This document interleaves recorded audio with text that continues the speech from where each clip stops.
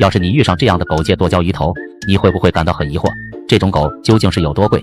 为啥他们只买半只，连尾款都付不起？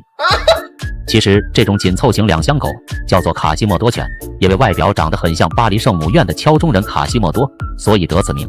有人说卡西莫多犬是因为被人从小投喂软骨剂导致脊椎受损，虽然软骨剂我也不知道是个啥东西，但这种说法是毫无根据。卡西莫多犬其实不是一个特定的犬种，而是指那些患有短脊综合症脊椎异常的狗狗。这种狗主要是先天基因遗传，与后天的干预并无直接关系。当然也不排除有些人为了追求利益，刻意的去筛选繁殖这种患有严重脊椎病的狗狗。